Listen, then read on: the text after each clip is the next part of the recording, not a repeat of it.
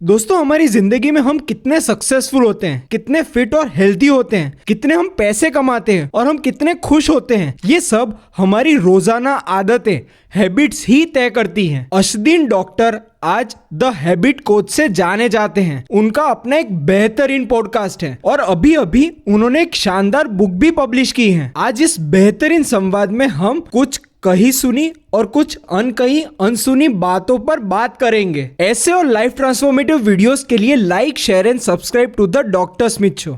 आदत एक्चुअली होती क्या है? क्योंकि कोई भी इंसान कोई भी काम करता है तो उसे आदत नहीं कह सकते। जो वो रिपीटेडली करता ही रहता है उसे आदत कहते हैं। तो आपके हिसाब से हेल्थ के मामले में नहीं, पर एज अ ओवरऑल आदत किसे कहते हैं? लवली। तो मैं इंग्लिश ट्रांसलेशन बोलूंगा, फिर हिंदी में कोशिश करता हूँ ट्रांसलेट करने की। या sure. So habit is any action और thought that is repeated at a set frequency. Okay, so now in Hindi I'll try repeating it. आदत जो होती है वो एक्शन होती है, मतलब कुछ we movement या कुछ थिंग दैट वी डू, या सोच भी हो सकता है। हम नॉर्मली सोच के बारे में नहीं विचार करते कि मतलब ये हैबिट सोच भी हो सकते हैं। Set at a set frequency मतलब हर समय के बाद जो रिपीट होती है उसको हैबिट बोलते हैं। ओके, तो तीन इंपॉर्टेंट चीज़ है। वन इज़ तो मतलब the action that is there. The second is हम अपने दिमाग की सोच के बारे में ध्यान नहीं देते। से हम सुबह उठ के सोचते हैं कि लाइफ बहुत ही बुरा है, फिर एक और दिन वैसा ही जाएगा, तो हमारा दिन कैसा जाएगा उसी तरह से। और वो सोच क्या होती है? वो सोच आदत हो बन जाती है। तो हमारी सोच भी आदत होती है और वो भी चेंज करने के लिए बहुत इंपॉर्टेंट होना चाहिए। And the last part is वो सेट फ्रीक्वेंसी। हर एक दिन, हर 2 दिन, हर 3 घंटा जो भी हम सेट फ्रीक्वेंसी रखते हैं, that will become your habit. आदत के मामले में कई बार क्या होता है कि लोग कहते हैं कि 21 डेज चाहिए, 66 डेज चाहिए और अभी नई रिसर्च के मुताबिक 90 डेज चाहिए। तो आपने कई सारी साइंटिफिक रिसर्च भी पढ़ी होगी और अपने इतने सारे क्लाइंट्स के साथ काम किया है। तो what's your take on this कि आप क्या कह सकते हैं कि अगर किसी को अच्छी आदत बनानी है या अपनी पुरानी आदत तोड़नी है तो what is the time frame you give them? So it's very interesting, ये 21 डेज का नंबर कैसे आया? द 21 डेज का number has nothing to do with आदत, it has to do with surgery. Okay, तो it has nothing to do with the whole idea of habits. मगर एक very famous book है power of habits, तो उसमें 21 days का फंडा लिखा था। तो and 21 days is a very cute number ना, मतलब मल्टीपल ऑफ 7 है। 21 बहुत आसानी से याद आता है। 24 था तो मतलब सोचेंगे कि अरे बहुत समय, ज़्यादा समय। 21 हाँ सही है। So 21 is a very catchy number. मगर up till now in my life I have never seen anybody get a habit in 21 days. And even in my book, when I talk about this, so I do in the book all about breaking habit myths. तो ये एक myth है, 21 days का myth है. And I talk about कि whenever you're trying to make a habit, don't think about it as an end goal. अब habit बन गया, मतलब अब habit बन गया मतलब क्या होगा? अब भूल जाएंगे habit को। As soon as आप भूल जाएंगे habit को, मतलब वो ख़त्म हो जाएगा, करेक्ट? अब नहीं करेंगे या कुछ प्रॉब्लम हो जाएगा तो वो छूट जाएगा। Instead what we have to think about कि हम ये हैबिट के साथ कैसे ग्रो कर सकते हैं। तो हैबिट और भी डिफ़िकल्ट कैसे बना सकते हैं ताकि हम भी थोड़े ग्रो हो सकते हैं। And in that way the habit should continue. तो इनफैक्ट मैं दूसरा पॉडकास्ट पे था अभी, उन्होंने पूछा था कि so have you manage to satisfy the habit of exercise? तो आई सेड नहीं, for the last 9 years I'm still forming the habit of exercise. Correct? Because जब मैंने शुरू किया था to now I have grown and the kind of exercise I was doing has grown and hence the habit has also grown with it.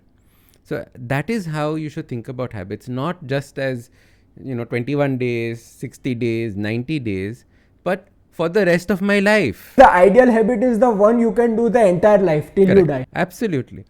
And how many habits we have जो हम सोचे बिना बनाते हैं हमारी लाइफ में? मैं इसको सबकॉन्शियस हैबिट्स बोलता हूँ या अनकॉन्शियस भी बोलता हूँ कभी कभी। सबकॉन्शियस मतलब हमारे पिताजी करते थे तो हम भी करने लगे, हमारे फ्रेंड्स करते तो हम भी करने लगे, करेक्ट? सोचे बिना। मगर as a habit coach my goal is सबको कॉन्शियस हैबिट्स चूज़ करने चाहिए, कि मतलब सोच समझ के आपने ये हैबिट चूज़ की है। सिर्फ चलते चलते बन नहीं गई। तो एक नॉर्मल जो हैबिट होती है उसके कई सारे मतलब अभी थियरीज निकल के आई है कि 3 स्टेप हैबिट लूप होता है और 4 स्टेप हैबिट लूप होता है। जैसे क्यू, क्रेविंग, रिवॉर्ड पहले चलता था, पर अभी एटॉमिक हैबिट्स के जो जेम्स क्लियर है उन्होंने बीच में रिस्पॉन्स भी डाल दिया, which I think is better approach towards it. तो आपका अप्रोच कैसा है कि एक हैबिट कैसे बनती है, माना कि उसका हैबिट लूप कैसा हो? लवली। तो मेरा मानना में वो हैबिट लूप है ही नहीं, from a point of view कि many people miss represent the loop बहुत पावरफुल होता है। Okay. I know that, but if it's used properly, most people don't use it properly. So practically when I've actually worked with people, I've noticed that it actually causes more problems, क्योंकि वो word जो है reward, okay, what does it mean? I know people जो walk के लिए जाते हैं और उसके बाद reward के लिए chocolate cake खाते हैं, right? So the reward word is wrong and it throws off many people because of that. Okay. So understanding this, that not every habit that you do will have a reward. Say आपने आज पानी पिया, उसका reward क्या हो सकता है, right? So as a result, what you have to do is you have to think about habits differently. So as a habit coach, there are 3 different rules of habit change. I call them the golden rules of habit change. Okay. And there are obviously different chapters dedicated to it in the book. Her book में एक chapter है examples के साथ. I'll touch about it briefly. पहला rule है make it stupidly small. तो whatever habit you're doing, कितने आसानी कितना small बना सकते हो. तो in the book I give an example of yoga. If you want to learn yoga, the stupidly small habit is yoga mat को सिर्फ खोल के उसके ऊपर बैठो. Right? That is super. सब लोग कर सकते हैं. राइट सब लोग कर सकते हैं. It's not something that is gonna take up 1 hour, it's not gonna take up half an hour. और स्टूपिडली स्मॉल का मतलब क्या है कि you feel stupid not doing it, right? It should be so simple that you feel stupid not doing it. So that is the first one. And the second one is make it extremely easy. Extremely easy का मतलब क्या होता है, हम friction निकाल देते हैं process से. फ्रिक्शन मतलब जो भी चीज़ आ सकती है जिसमें आप एक्सक्यूज़ देते हैं. तो सपोज़ ये योगा मैट मेरे वो कबर्ड के ऊपर का ड्रॉर में रखा था, राइट? मुझे सीढ़ी लेनी पड़ती थी हर दिन निकाल के नीचे रखने के लिए, तो बहुत ज़्यादा एफर्ट लगता है उसमें. तो वो एफर्ट को निकालने के लिए हम क्या कर सकते हैं, वो that is the second golden rule of habit change. So the first golden rule you will remember from atomic habits which was making it small. The second rule is about removing friction, ताकि आप excuses निकाल देते हो. नहीं तो क्या होता है कि आप वर्ल्ड चैम्पियन बनते हो एक्सक्यूज़ेस में. हमने सब देखा है ना, वर्ल्ड चैम्पियन एक्सक्यूज़. आपने रन पे ले क्यों नहीं गए? अरे मेरे मोजे और मेरे शर्ट का कलर मैच नहीं हो रहा था, इसीलिए आज मैंने करेक्ट ना. इस तरह से एग्जांपल्स मिलते हैं हमको. तो removing that is important. And the third golden rule of habit change is never miss 2 days इन अ रो. आप जो भी करते हो, यू नो, जैसे 21 days का वो मिथ है, उसका मतलब है कि 21 days से कंसिस्टेंटली करना चाहिए. आप समझो 19th दिन पे नहीं किया तो आपको कैसा लगेगा? अरे फिर से शुरू से करना पड़ेगा डे 0 से, राइट? वो बहुत हार्ड होता है. और हम ह्यूमन बींग्स हैं, हम रोबोट नहीं हैं. भूल होती है, हम बीमार पड़ जाते हैं, हमें बच्चे बीमार पड़ जाते हैं, समटाइम्स मिस करना पड़ता है. तो as a habit coach what I do is I have an approach that says that कभी कभी मिस होता है, चलेगा, नो प्रॉब्लम. कभी कभी मतलब सिर्फ ही 1 दिन का मिस होना चाहिए, दूसरे दिन जो भी हो वो हैबिट करना चाहिए. So you are allowed to miss 1 day but never 2 days. Okay, तो वो आदत आपको कंसिस्टेंसी देता है. नॉर्मली हमारा प्रॉब्लम क्या है, हम जोश से 1 हफ्ता तक एक्सरसाइज करेंगे, बाकी का समय कंसिस्टेंसी कहाँ से आती है? कंसिस्टेंसी इस आदत से आती है. नेवर मिस 2 days इन अ रो. तो आपने बीच में अभी अनकॉन्शियस हैबिट की बात की थी, तो मैं उसी से आपसे ये पूछना चाहूंगा कि हमारी फैमिली और हमारे फ्रेंड्स का हमारी आदत बनाने का और तोड़ने का बहुत ही मैसिव इम्पैक्ट होता है. तो आप इसके बारे में हमें समझाएं कि हाउ अवर फैमिली एनवायरनमेंट या उनकी जो आदत है वही, जैसे आपने कहा कि अनकॉन्शियसली हम लोग पिकअप करते हैं हमारे पेरेंट्स से, स्पाउस से, या फिर हमारे जो बेस्ट फ्रेंड है उनसे. तो ये इसके बारे में हमें समझे और कैसे उससे हमें उभरना चाहिए. सबसे पहले हमको चूज़ करने हैं कि हम कौन से फ्रेंड्स के साथ ज़्यादा टाइम स्पेंड करते हैं. राइट क्योंकि जो भी हो उनकी आदत हमारी आदत के उन पर इन्फ्लुएंस हो सकती है. There was a very interesting study done where if there are 5 friends and one of the friends is obese, the chances of the other 4 putting on weight increases dramatically. क्यों? क्योंकि वो obese वाला बोलेगे नहीं क्या है सैलेड वैलेड आप लोग खा रहे हो, चलो पिज़्ज़ा मंगाते हैं, अरे मर्द बन. करेक्ट. तो उससे बाकी सब लोगों पे की आदतें पे इन्फ्लुएंस होता है. ऑब्वियसली इन चारों की आदत उन पे भी इन्फ्लुएंस होती है, मगर it's interesting to see what an impact your friend circle has. The second is that you have to choose your habits very consciously. आपको अपनी खुद की ज़िंदगी के बारे में सोचना चाहिए कि आपको क्या चाहिए ज़िंदगी से. What is your ideal life like. You know, many people do not spend time thinking ki what their ideal life would be like, what their perfect life would be like. And if you can think about what your perfect life is, then you can actually choose kar sakte hain wo habits, right? If my perfect life is that I want to be free at 3 o'clock from all work and spend time with my friends, that means I need to probably start working at 6 in the morning, correct? So you choose what it is that you're doing and your habits will follow from there. Now, मेरा जो TEDx talk था was on this, which I called don't blame your genes. Most of your habits are inherited, not your genes. So your genes obviously come, but your genes are what your eye colors are going to be, what the size of your nose is going to be. But the habits that you inherit actually are the ones that define the way that your life is going to be led. So what your grandparents did, my grandmother was a sugar addict. So whatever happened, I was crying, sugar de do. I was happy, sugar de do. You know, so as a result, in my mind, it was such. If I'm sad, I need to eat chocolate. If I'm happy, I need to celebrate with cake. So you understand that all these habits are being picked up subconsciously by you, and you have the opportunity of changing that. तो एक अच्छी आदत और बुरी आदत को जो बदलता है वो मेरे हिसाब से उसका रिवॉर्ड है. मतलब अगर मैं रिफ्रेश करूँ तो उसे ग्रेटिफिकेशन कह सकते हैं, जिससे हमें अंदर वो डोपामिन हिट मिलती है या फिर अच्छा महसूस होता है. और आमतौर पे कैसा होता है कि जो गुड हैबिट्स होती है उसका जो रिवॉर्ड है वो बहुत बाद में आता है, जो कहते हैं डिलेड ग्रेटिफिकेशन. और जो अच्छी आदत है उनका एकदम शॉर्ट टर्म आता है कि क्विक आ जाते हैं. जैसे अभी अपने अगर सुट्टा मारा तो एकदम अच्छा लगा, या फिर चाय पी तो एकदम अच्छा लगा, या फिर आपने कुछ भी कोई गलत आदत की तो आपको इंस्टेंट रिवॉर्ड मिलता है. तो मैं इससे आपसे जानना चाहूंगा कि अच्छी आदतें को हम लोग कैसे उसका शॉर्ट टर्म ग्रेटिफिकेशन कर सकते हैं ताकि वो आदत हम लोग refresh. Lovely question. Because normally क्या होता है कि like you said, all the good things in life are painful to do. All the bad things in life are easy to do. Correct?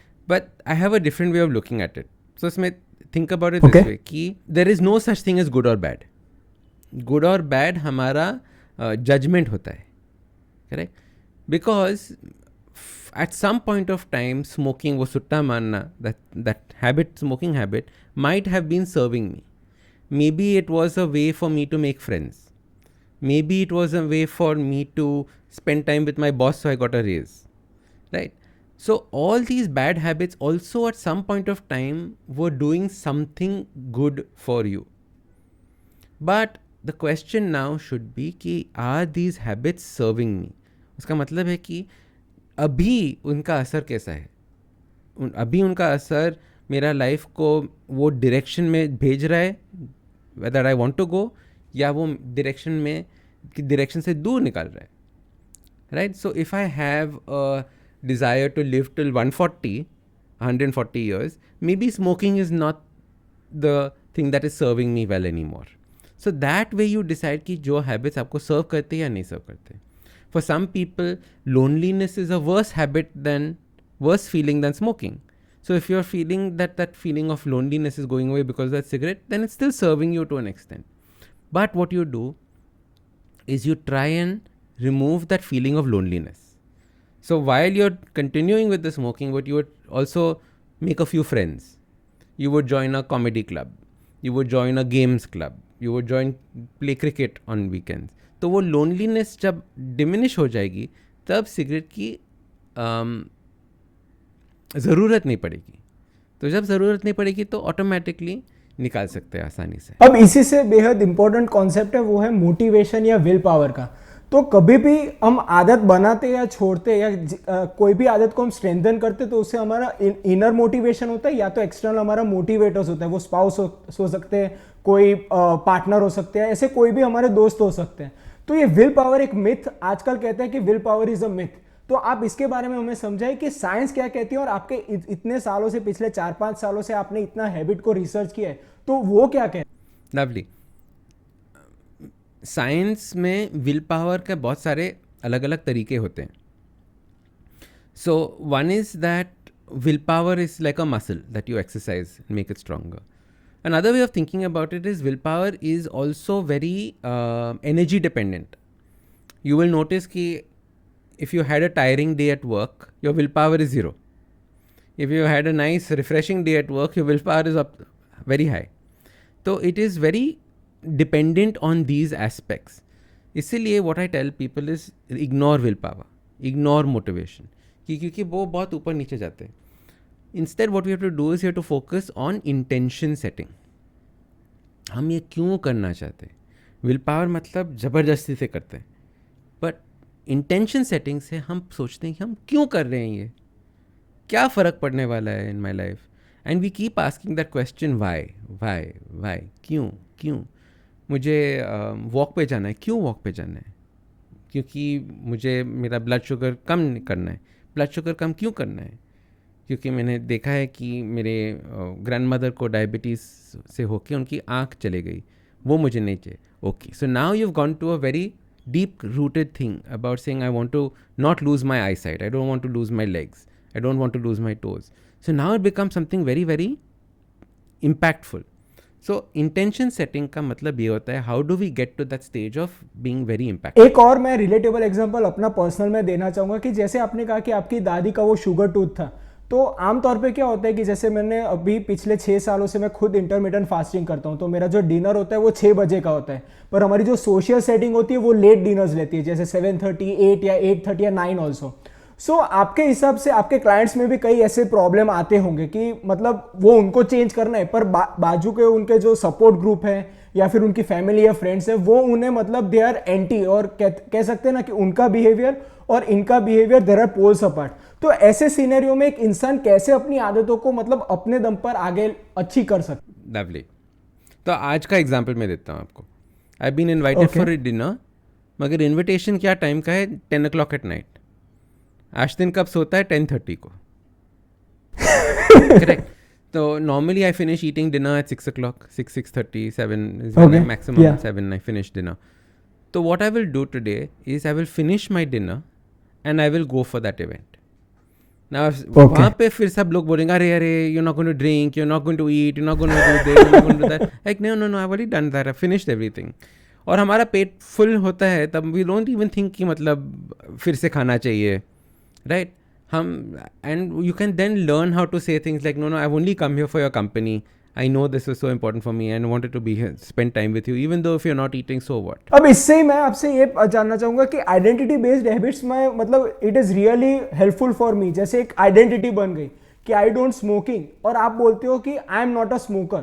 तो वो क्या होता है कि जैसे आपने सोशल सेटिंग का, तो जैसे अगर मैं बाहर जाता हूँ तो उन्हें पता ही होता है कि स्मिथ को तो गिनने का ही नहीं. मतलब अगर स्मिथ के साथ हमें बाहर जाना है then we have to go to lunch या तो ब्रंच, नेवर डिनर, बिकॉज मैं खाने वाला हूँ नहीं.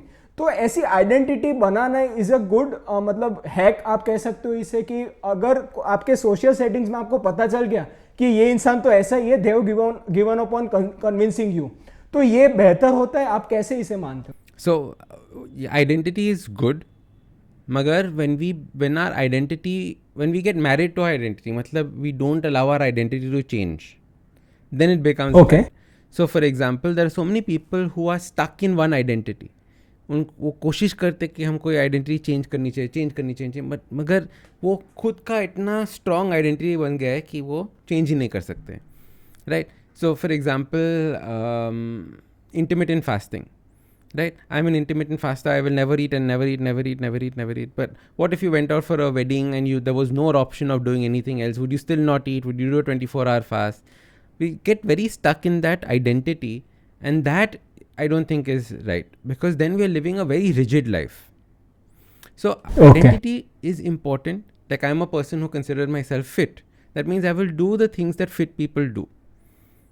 Right? got But it. being married to that, I'm a fitness influencer. That means I can never lose weight. बहुत सारा pressure हो जाता है unnecessarily हमारे mind पे. I'll give you another identity got that it, got serves me well, which is everyone thinks that I'm mad. आज दिन सिर्फ ये पागल एक्सपेरिमेंट करते रहता है राइट सो मतलब now when I have to tell somebody that guys I am only eating meat for this 2 months, they don't even think say हाँ okay fine he will do that. Nobody gives me a भाषण कि नहीं करना चाहिए, आज दिन तू मर जाएगा. So you are doing intermittent fasting now, right? I did intermittent fasting 10 years ago when I just started this health journey. उस समय इंटरमिटेंट फास्टिंग का शब्द किसी ने सुना ही नहीं था. फास्टिंग तो मतलब सिर्फ रिलीजियस फेस्टिवल्स पे करते हैं, डेली कैसे कर सकते हैं, right?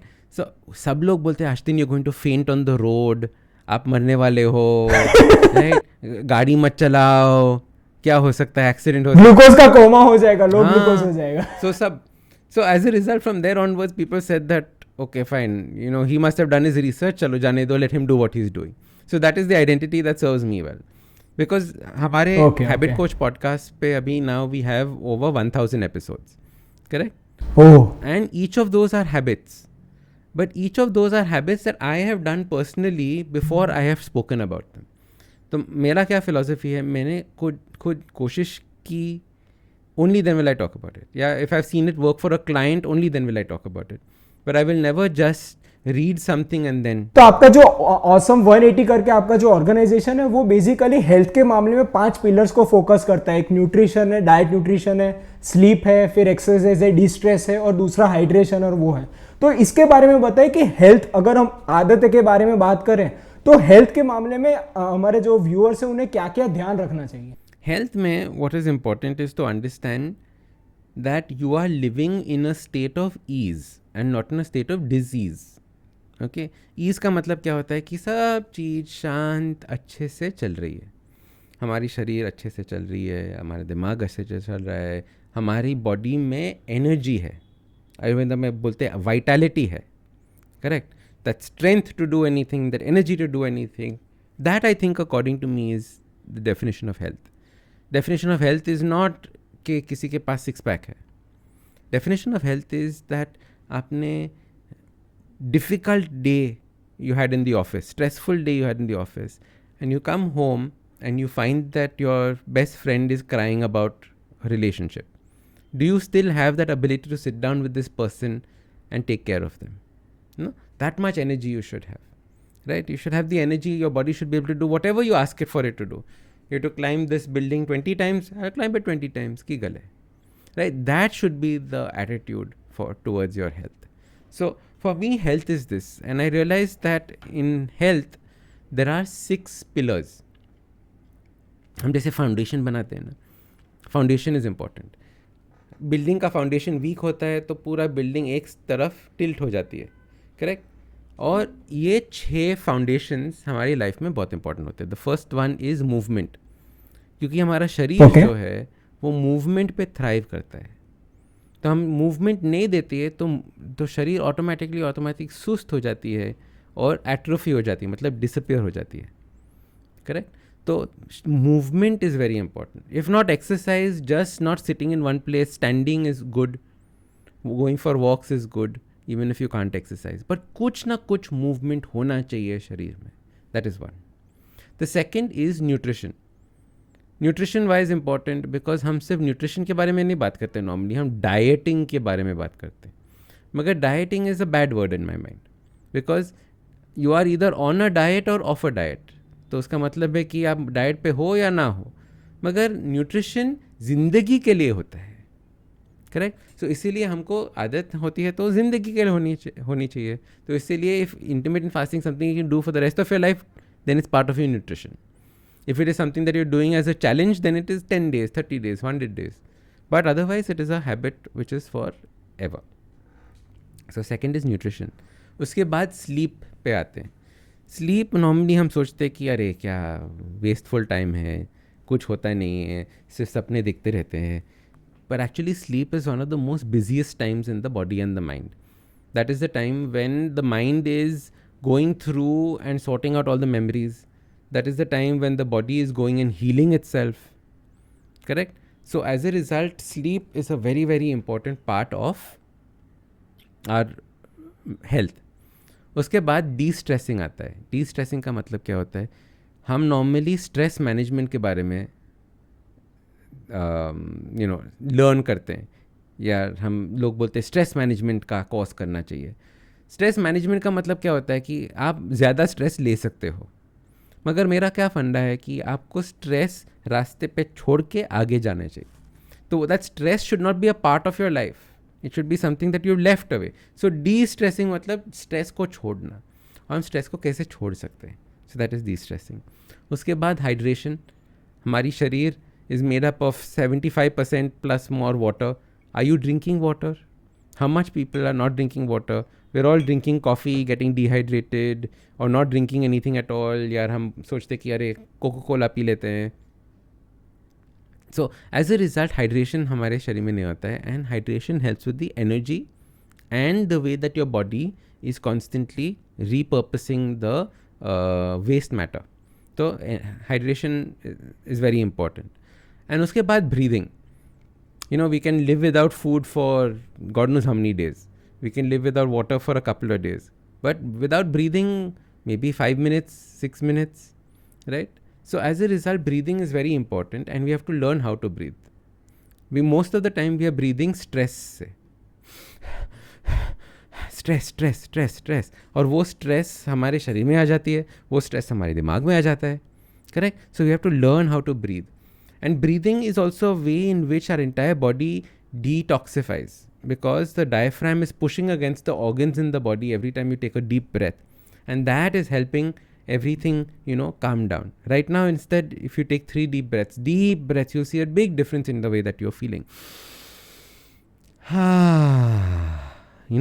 That kind of a breath. Arey, sab shant ho gaya. That is what we want to get. So these 6 form the pillars and the foundation of our life and our health. And if we can get this in place, हमारा evolution ही कुछ और. दोस्तों, ये video अगर आपको valuable लगा तो इसे लाइक कर अपने सारे दोस्तों से इसे शेयर कीजिएगा. इस चैनल को सब्सक्राइब तो आप कर ही लेंगे. चलिए मिलते हैं.